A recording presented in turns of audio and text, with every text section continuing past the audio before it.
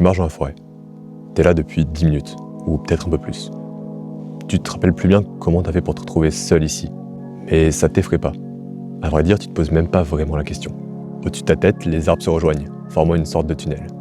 T'as déjà du mal à distinguer tes pieds, et ça va pas en s'améliorant. La lumière a de plus en plus de mal à se frayer un chemin à travers les branches. Plus tu avances, et plus la forêt devient dense, sombre et oppressante. Mais pourtant, impossible pour toi de t'arrêter. Au contraire, t'avances de plus en plus vite. Tu sens presque quelque chose te tirer en avant, comme si t'avais une corde invisible nouée autour de la taille.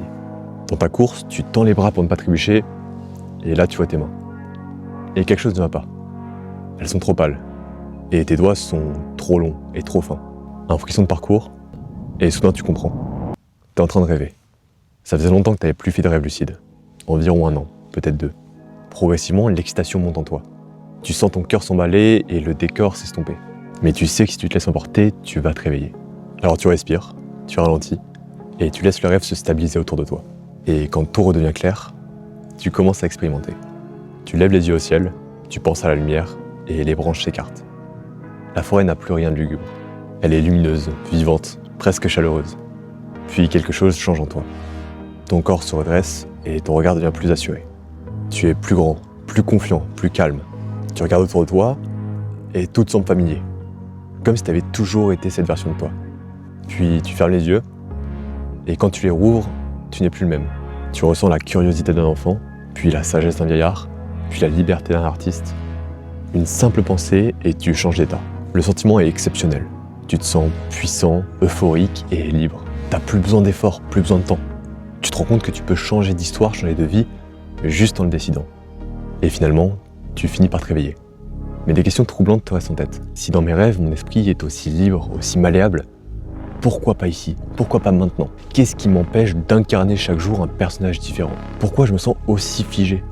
Pourquoi est-ce que j'ai l'impression de jouer un rôle que je ne peux plus quitter? Tu rumines tout ça pendant quelques minutes, et plus tu y penses, plus tu te dis que la frontière entre rêve et réalité n'est peut-être pas si claire que ça.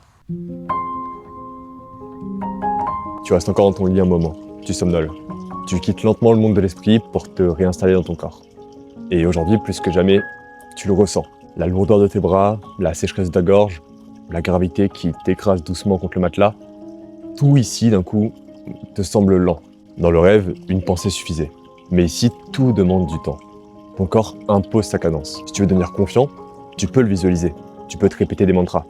Mais au moment où un regard se pose sur toi, ton corps interprète toujours ça comme une menace. Immédiatement, ton système sympathique s'active et tu sécrètes du cortisol, l'hormone du stress. Dans la foulée, les bactéries de ton microbiote amplifient la réaction. Elles envoient à ton cerveau des signaux de stress qui referment la boucle. Automatiquement, ton corps reprend la posture qu'il avait enregistrée. Tu rentres les épaules, tu respires en surface, tu détournes le regard, et malgré tous tes efforts pour garder l'esprit clair, des doutes te traversent, tes mains deviennent moites, ton ventre se noue, et ton corps te limite. Il a rejoué un automatisme, il a rejoué une mémoire. Malgré tout ça, au fond de toi, tu le sais, tu peux changer. Ton cerveau est plastique, tu peux créer de nouvelles connexions neuronales, en supprimer d'anciennes. Ton microbiote, lui aussi, il peut changer. Chaque émotion, chaque aliment, chaque respiration va modifier les bactéries qu'il compose. Ton corps tout entier peut apprendre à avoir une réaction différente face au stress. Même ton ADN n'est pas figé. Tes gènes s'activent ou se taisent en fonction de ce que tu vis, ce que tu ressens, ce que tu manges. C'est l'épigénétique. Simplement, tout ça prend du temps. Dans tes rêves, ton esprit est totalement libre. Mais ici, il est contenu dans un corps. Il s'exprime à travers lui. Et ce corps, il répond à la matière, au temps, à l'inertie. Il t'impose nécessairement un délai entre chaque désir et sa manifestation. Et à ce stade, tu le vois sûrement comme une prison, comme quelque chose qui te retient. Mais si je te disais qu'en réalité, c'est tout l'inverse. 23h30. Ces questions ont tourné dans ta tête toute la journée. T'es épuisé, tu fermes les yeux et tu t'endors. Et te voilà déjà en train de marcher dans la forêt. La même forêt. Tu regardes autour de toi, tout est identique. L'humidité, la lumière, le silence. Immédiatement, tu réalises. Tu rêves. Encore, dans le même rêve. C'est absurde. Tu n'avais jamais vécu ça. 2 rêves lucides d'affilée. Et cette fois-ci, tu as envie d'aller plus loin. Tu veux tester les limites. Alors tu respires, tu fais un pas et tu voles, sans effort. Tu glisses au-dessus des arbres complètement libre. Tu souris, tu ris même. Tout est parfait. Chaque pensée devient forme, chaque envie devient réalité. Tu changes de lieu, de corps, d'époque. Tu vis 1000 vies à la fois. Tout est fluide, tout est immédiat. Et l'extase monte encore et encore. Puis une pensée te traverse. Ça fait combien de temps que je suis là? Tu regardes autour de toi, rien n'a changé. La lumière, la chaleur, le silence, parfait. Ça doit bien faire 30 minutes que tu rêves. Tu souris, tu profites encore un peu.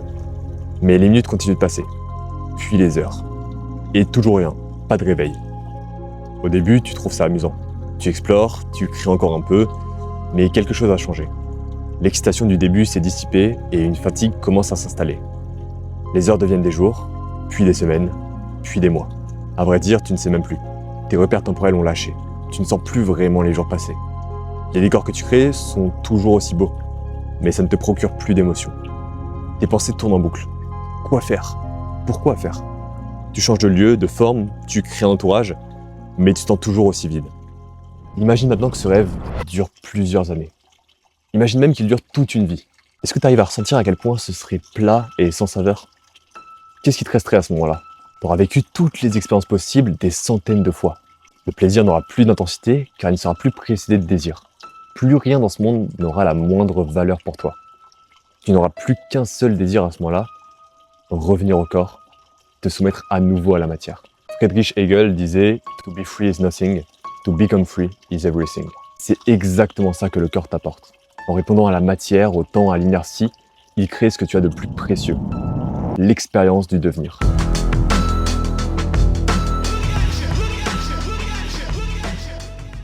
Honnêtement, j'ai hésité à arrêter la vidéo ici. Mais je sentais qu'il me manquait quelque chose. Je restais sur ma faim. Quelque chose au fond de moi me disait « Ok, et maintenant ?» J'ai compris tout ça, la matière, le corps, le devenir. Mais au fond de moi, j'ai toujours cette sensation bizarre que rien ne m'appelle vraiment. Je me rends bien compte que tout est atteignable, mais rien ne m'attire plus. Tout me semble égal. De toute façon, à chaque fois que j'obtiens ce que je veux, je le banalise aussitôt. Ça me fait peut-être vibrer un instant, mais ça devient très vite juste ma normalité. Alors je me demande, à quoi bon? Est-ce qu'il y a vraiment autre chose à aller chercher? Tout ça, ce sont de grandes questions. Et aujourd'hui, je vais évidemment pas pouvoir t'apporter de réponse absolue. Ce que je vais te partager maintenant sont juste des boussoles que je me suis avant tout données à moi-même pour continuer d'avancer. J'espère que ça pourra t'aider. L'absence de mouvement fait souffrir. Tout ce qui est en vie est en mouvement. Même l'arbre le plus immobile, il se nourrit, il grandit et il vieillit. S'opposer à ce mouvement, c'est s'opposer à la vie elle-même. Deuxièmement, n'oublie pas que la seule vocation de ton objectif, c'est de te maintenir en mouvement. Ne le sacralise pas et ne compte pas sur lui pour t'apporter de la fierté, de la confiance ou la sensation d'enfin être assez. Tu donnerais beaucoup trop de pouvoir et d'importance. Toute ton attention doit être portée sur l'expérience du devenir, sur ce que tu ressens là, maintenant. Troisièmement, ton esprit ne devrait pas te limiter. Souvent, tu places des conditions entre ce que tu es et ce que tu aimerais être. T'entretiens des croyances du style « je ressentirai de l'amour quand j'aurai trouvé la bonne personne » ou « je me sentirai fier quand j'aurai une bonne situation pro ». Mais c'est toi et uniquement toi qui donne du pouvoir à ces circonstances, à ces situations. Si tu lâches ces croyances, tu atteindras tes objectifs beaucoup plus vite. Ta seule vraie limite, ce sera ton corps. Quatrièmement, une fois l'objectif atteint, ne t'y attache pas. Rien n'est permanent. Ni les gens, ni les situations, ni les émotions, ni les réussites. Ce sont toutes des formes qui appartiennent au cycle de la naissance et de la mort. Si tu veux figer ce qui est fait pour bouger, tu vas souffrir. Et tu fais toi aussi partie de ce mouvement.